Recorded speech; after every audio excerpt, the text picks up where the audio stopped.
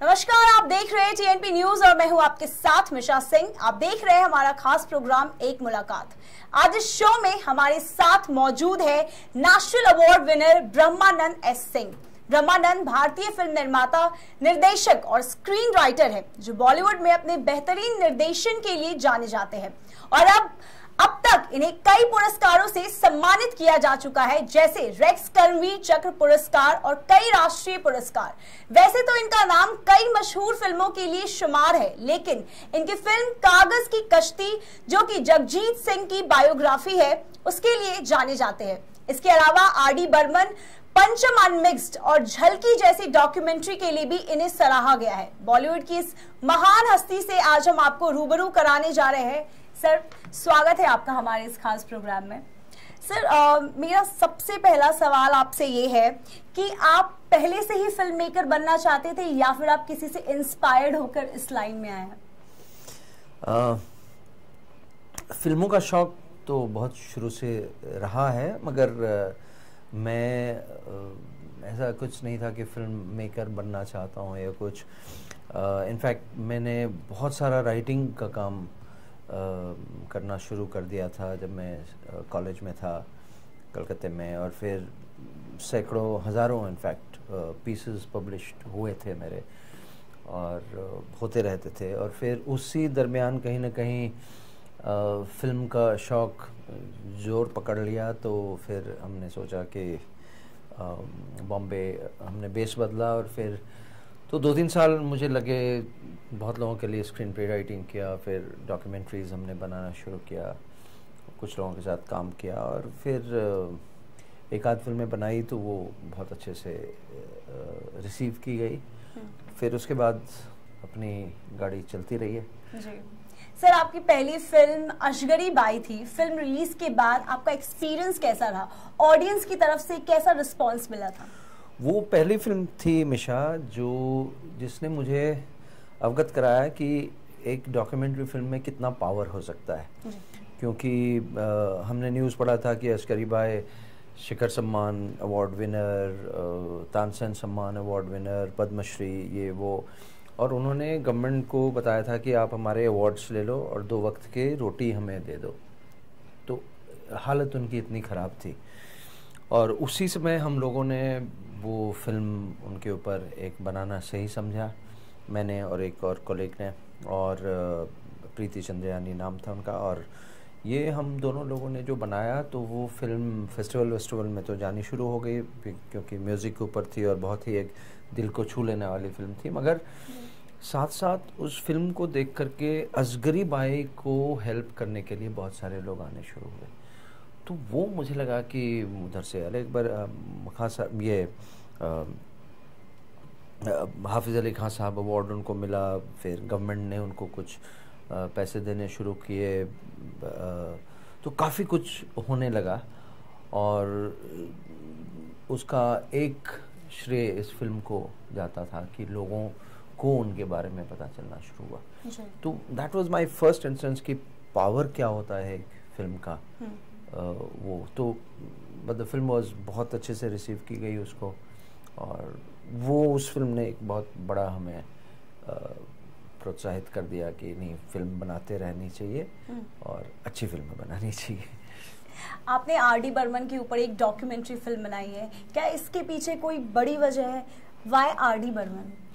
तो बड़ी वजह एक यही है, आप जो कह सकते हैं कि हमारे देश में बड़े लोगों के लिए, बड़े लोगों मतलब people who have geniuses, people who are talented, people जिनके बारे में लोग बातें करते रहते हैं, उनको डॉक्यूमेंट करने का कहीं कोई ट्रेडिशन, हिस्ट्री नहीं है, कल्चर नहीं है। तो उसमें हो क्या जाता है कि हम वंचित रह जाते हैं कि ये लेजेंड तो हैं, मगर क्यों है लेजेंड ये कोई समझ नहीं पाता है। और आर.डी. बर्मन के साथ भी वही हो रहा था। हर समय लोग बोलते थे कि अरे he was genius, he was far head of his time, अपने समय से बहुत आगे की बात करते थे, क्रिएट करते थे। मगर यही न्यूज़ चैनल्स पे उनके बर्थडे, डेथ एनिवर्सरी, ये सब पे 5 मिनट का कोई कैप्सूल आ जाता था और फिर बात ख़त्म हो जाती थी। तो वो that was a very strong अर्ज कि इनको समझने की कोशिश नहीं की गई है। इनका क्रिएशन जो होता था उसमें क्या था जो लोग बोलते हैं कि he was a genius, he was way head of his time. कुछ तो बात होगी, क्या वजह है कि हज़ारों लोग आज भी उनको इतना फॉलो करते हैं, लाखों लोग फॉलो करते हैं, म्यूजिशियंस के लिए इंस्पिरेशन बने हुए हैं, मतलब और दिन ब दिन बढ़ता ही जा रहा है वो, मतलब जो जो वक्त गुजरता है। तो क्या हम कर सकते हैं, तो उस वजह से मैंने वो फिल्म बनाई। तो उस फिल्म का मेन पर्पस वही था कि मैं भी उनके म्यूज़िक से बहुत ही हाँ इंस्पायर्ड और इन्फ्लुएंस रहा था। तो हमेशा लगता था कि ये कैसे क्रिएट करते होंगे, कैसे उनकी सोच हो सकती थी।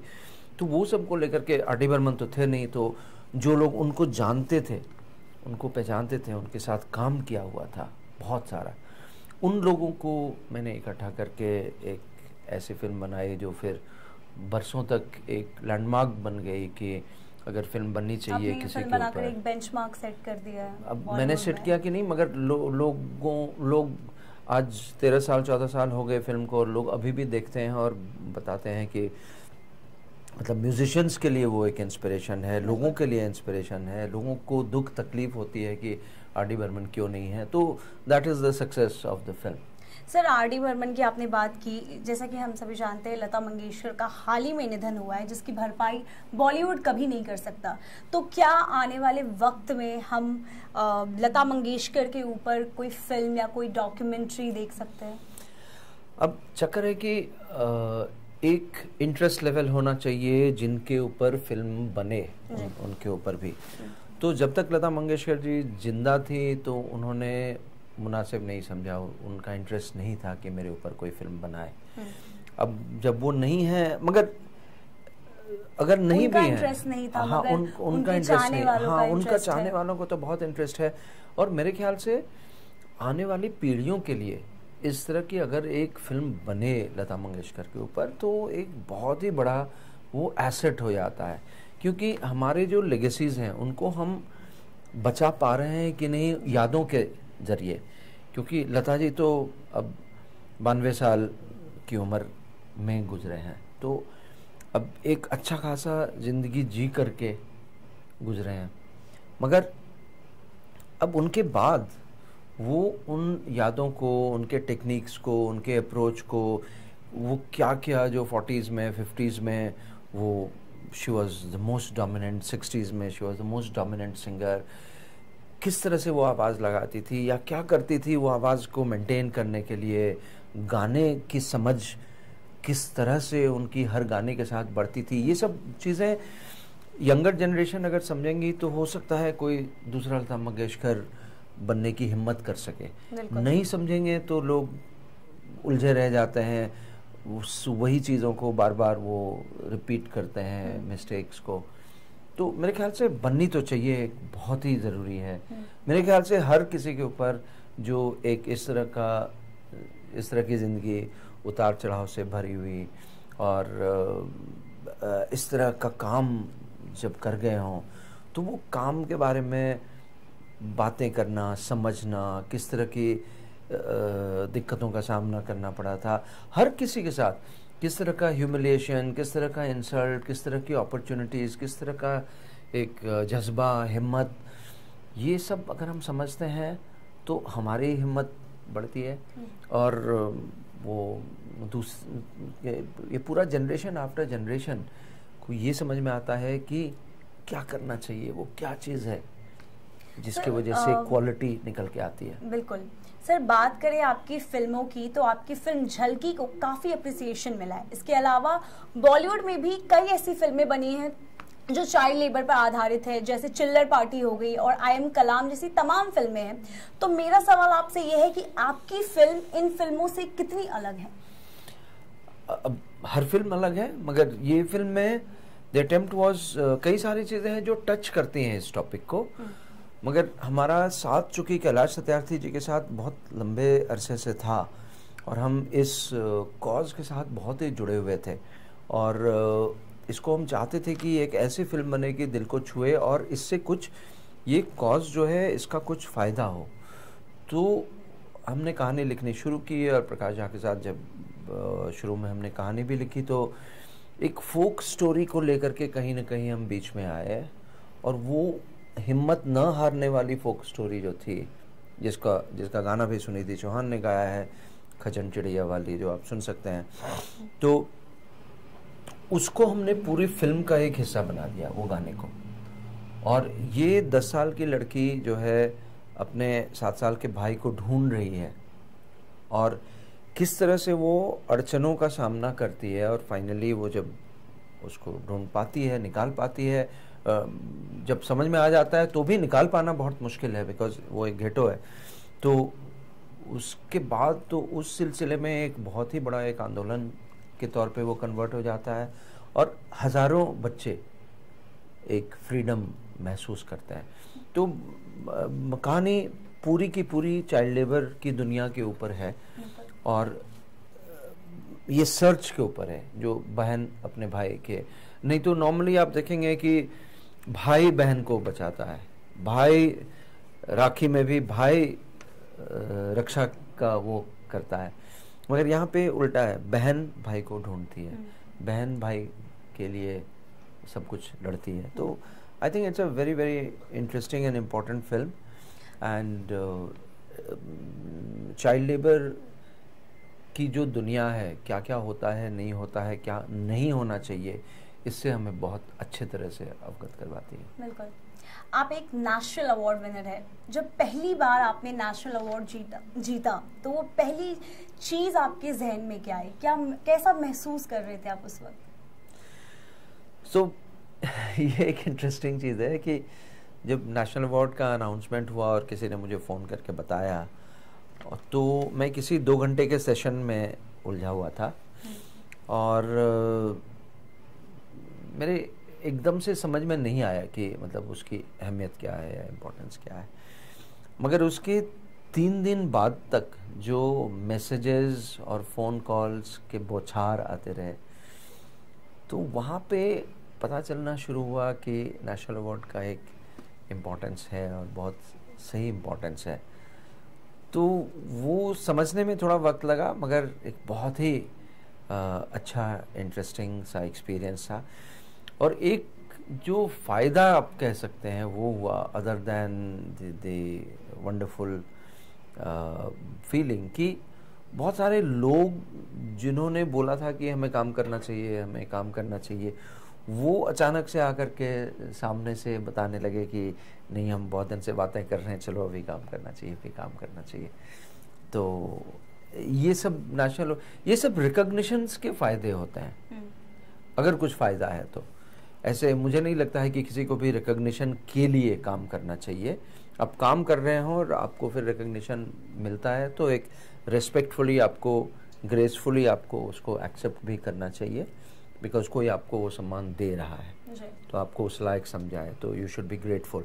मगर लोगों में एक परसेप्शन ज़रूर चेंज होता है, और ये सब फ़ायदे अच्छे होते हैं इस तरह की चीज़ों में। आपकी फिल्मों की लिस्ट में बायोपिक्स की स्पेशल जगह दिखती है, वो भी ज़्यादातर डॉक्यूमेंट्री बायोपिक्स, इसकी कोई बड़ी वजह है?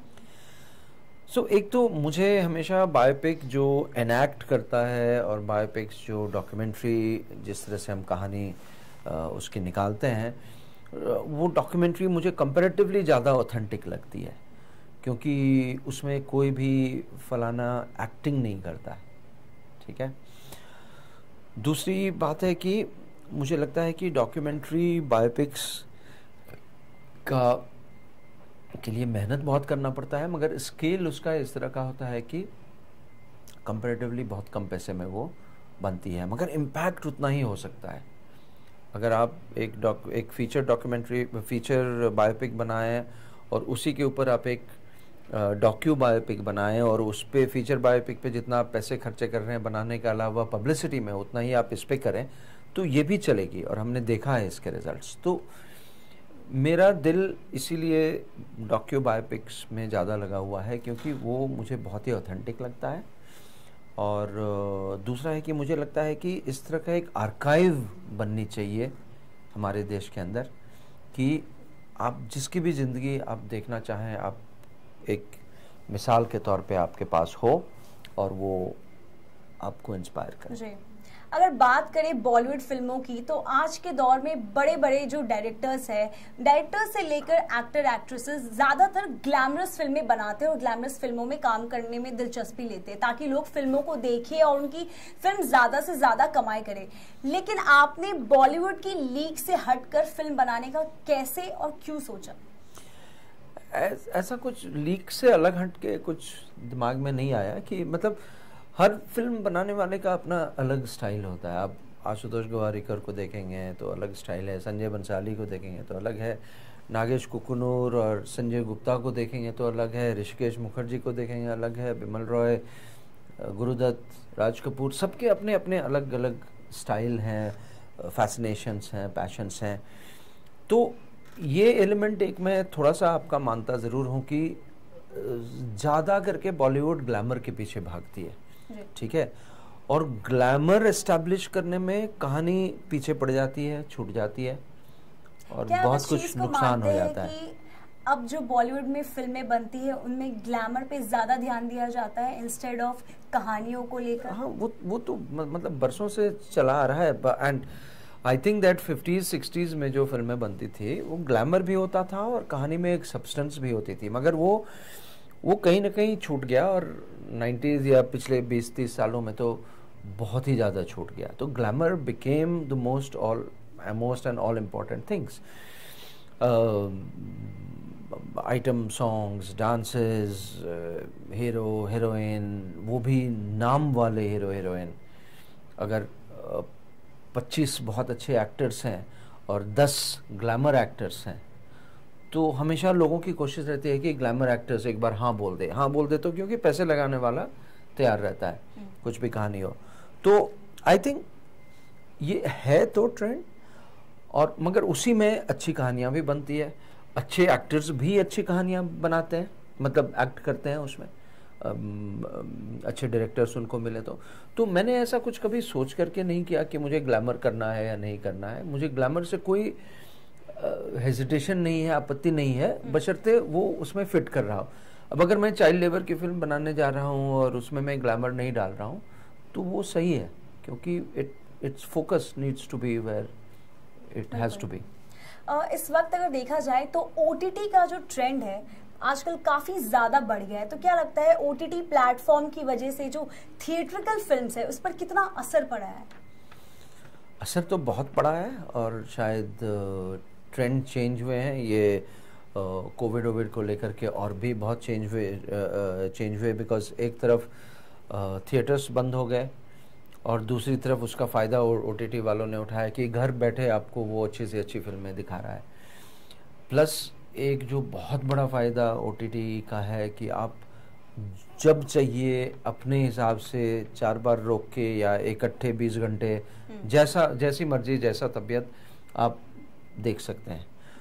तो ये सब तो चेंजेस हुए हैं।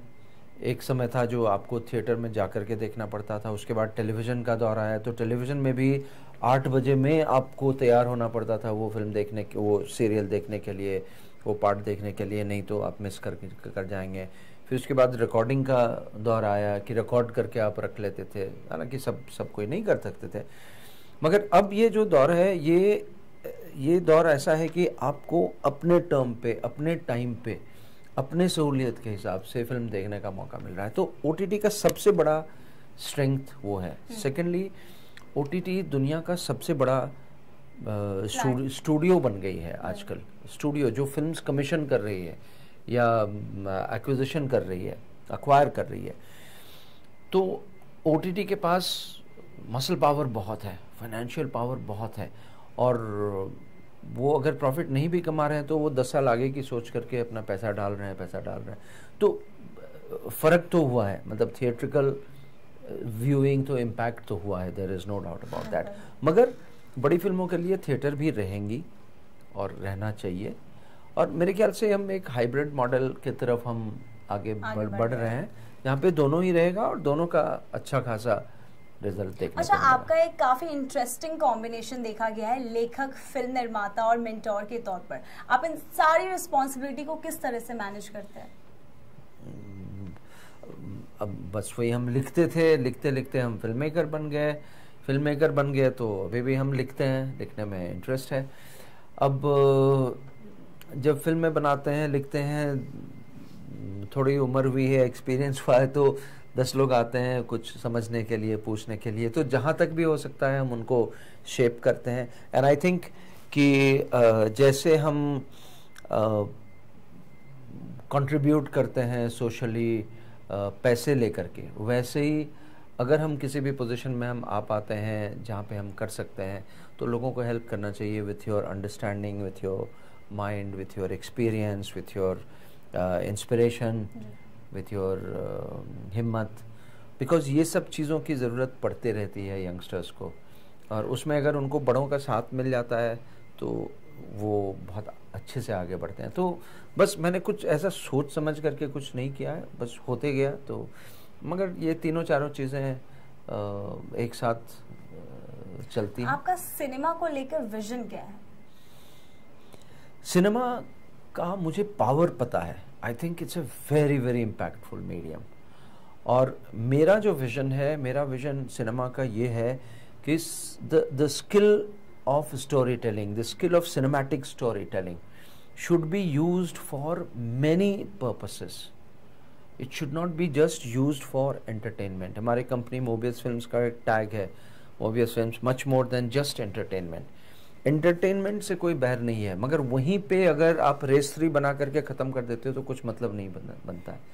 मगर वहीं पे अगर आपने एक 3 इडियट्स बनाया है तो आप एक अच्छी फिल्म भी बना रहे हैं, और आप उसके साथ साथ एक लोगों के सोच में कहीं ना कहीं इम्पैक्ट ला रहे हैं, बदलाव ला रहे हैं। तो मेरे ख्याल से मेरा विजन ऑफ फिल्म्स, सिनेमा ये है कि सिनेमा का जो टूल्स है, टेक्निक्स है, स्टोरी टेलिंग पावर है, रीच, इम्पैक्ट, ये सब जो एलिमेंट्स हैं वो बहुत ही पावरफुल हैं। तो उसको लेकर के हम नॉन एंटरटेनमेंट सो टू से में भी हम घुस करके एजुकेशन में हमको घुसना चाहिए। शायद जिस दिन सिनेमा के स्टोरी टेलिंग एलिमेंट्स एजुकेशन में 50% भी अगर आ जाए तो एजुकेशन यहाँ से यहाँ आ जाएगा। सर, आप अपने आने वाले प्रोजेक्ट के बारे में हमारे दर्शकों को कुछ बताएं। डिटेल्स नहीं बता सकते हैं, मगर 2-3 बहुत ही अच्छे प्रोजेक्ट्स हैं। एक बहुत बड़े स्केल का है, एक उतना बड़ा स्केल का नहीं है मगर बहुत ही दिल को छूने वाली है। एक तीसरा प्रोजेक्ट है जो एक ऐसे सिचुएशन को लेके है जो 10 में 1 घर में कहीं ना कहीं है वो, और मगर लोग उसको समझते नहीं हैं बहुत अच्छे तरीके से, और उसको लेकर तो जैसे आपकी फिल्म झलकी आई थी, क्या उसी तरीके की आगे ऐसी कोई फिल्म आने वाली है? 1-2 है उस तरह की भी। मतलब मैं चाहता हूँ कि एक सब्जेक्ट, एक बैकड्रॉप लेकर के फिर उसको बहुत ही खूबसूरती के साथ दिल को छूते हुए लोगों तक हम पहुँचाएं कहानी।